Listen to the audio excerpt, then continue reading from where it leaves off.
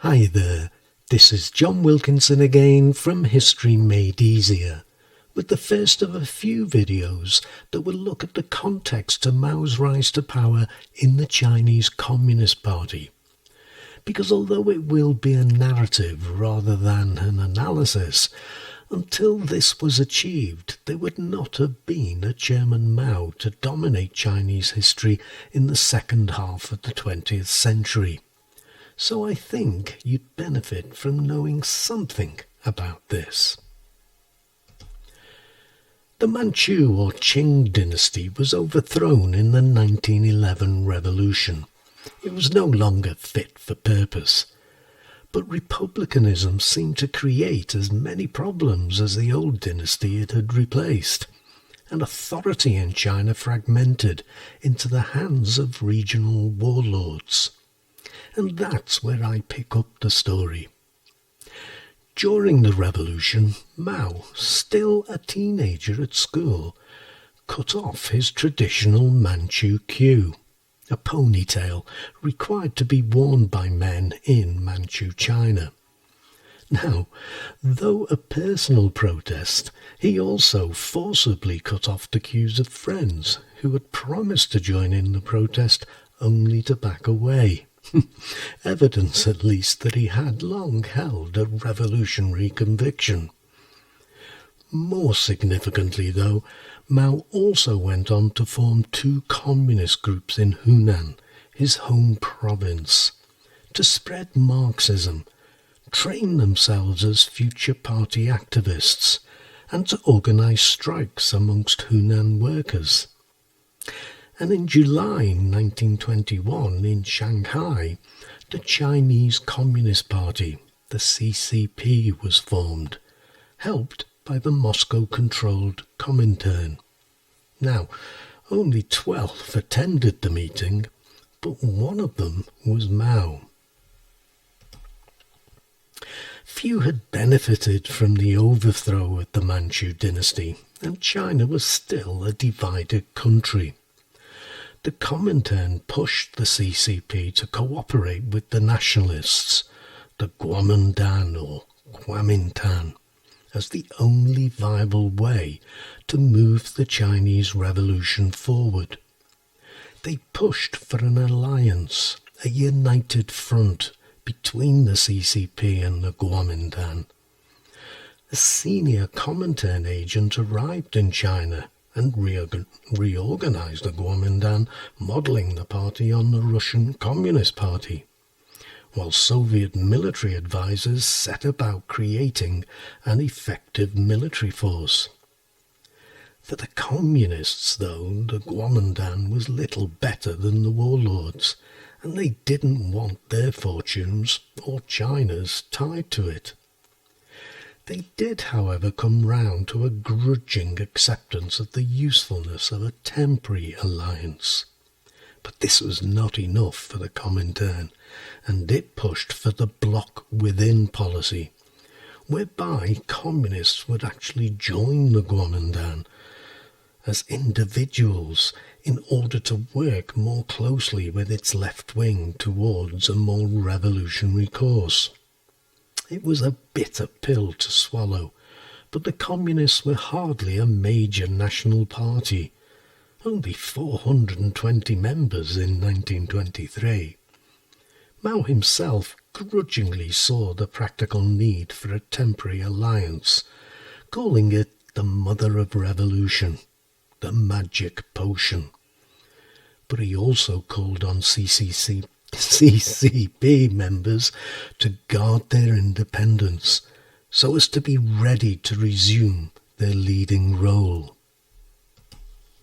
However, no sooner had the new Kuomintang been formed than the Communists grafted a Trojan horse strategy onto the Comintern's bloc within, building up communist-dominated Kuomintang regional branches in central and northern China, where the Kuomintang were weak, creating a party within a party. The alliance held, but the Kuomintang was divided, with a mistrustful conservative right wing and a left wing which included the communists. But at the same time, Chiang Kai-shek, helped by Russian expertise and equipment, was building the National Revolutionary Army into a formidable force, and in the process strengthened his hold on the party, dismissing communist officials from posts in the Kuomintang, whilst just keeping Comintern support. And his view was that the communists would ultimately have to be crushed. By the mid-1920s, both sides had radicalised, and both had increased their numbers.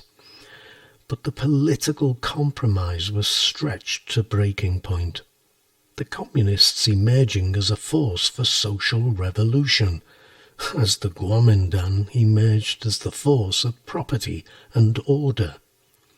And it was in this context that the Army of the United Front, 75,000 strong at this point, and with Chiang as its commander-in-chief, set out on the Northern Expedition that would last from 1926 through to 1928 to break the stranglehold on power of the warlords and unite China under Kuomintang control.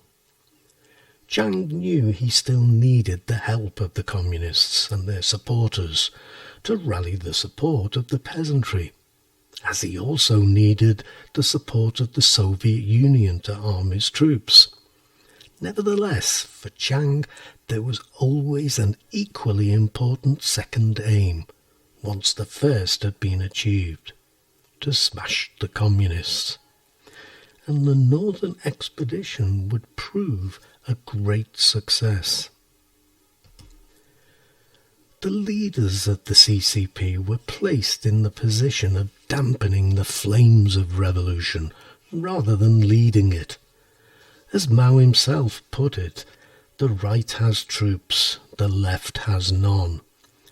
And the forces of counter-revolution were preparing to strike. However, Mao could see a way out. He was convinced of the significance of the peasantry, declaring in January 1926 that, and I quote, "China's national revolution is, to put it plainly, a peasant revolution."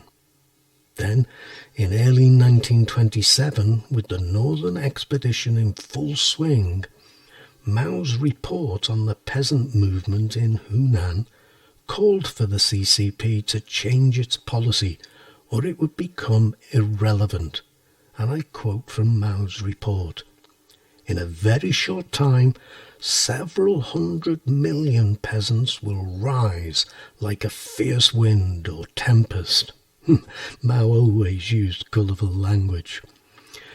Mao pointed to the way in which the peasant associations were already attacking the local bullies, the bad gentry and the lawless landlords, destroying the privileges they had enjoyed for thousands of years, reducing rents and interest rates on debt, ending hoarding that inflated grain prices, destroying their militias and replacing them with militias of their own, ending the influence of the clan and religious authorities too, so that peasant associations were now the sole organs of authority. Communists, Mao argued, had to decide whether they were with them or not.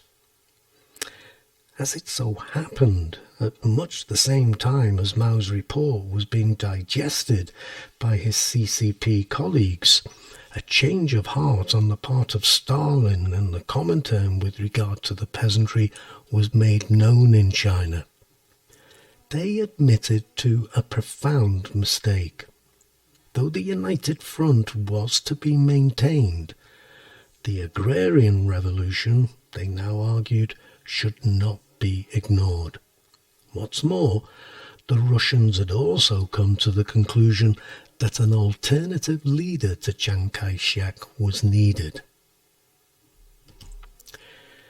So there you have it. Mao's early involvement in Chinese politics as a revolutionary communist, forced to compromise though by the Soviet Union and play a part in the United Front with the Kuomintang, but never trusting that alliance and looking for a way out of it. He wasn't the leader of the party, he wasn't yet a major player, though he was a voice. If you are not aware of what I've talked about here, I hope it hasn't been confusing for you, and you can start a chat on this link if you have questions. But I think you need to take away 3 things from this presentation. The unhelpful interference, because that's how Mao saw it, of the Soviet Union, Mao's belief in the peasantry as a revolutionary force, and 2, Mao's pragmatism. Don't forget to check out my website, History Made Easier, as you will hopefully find that useful too. And tell your friends about it as well. But for now, thanks for listening, and good luck with your studies. Cheers.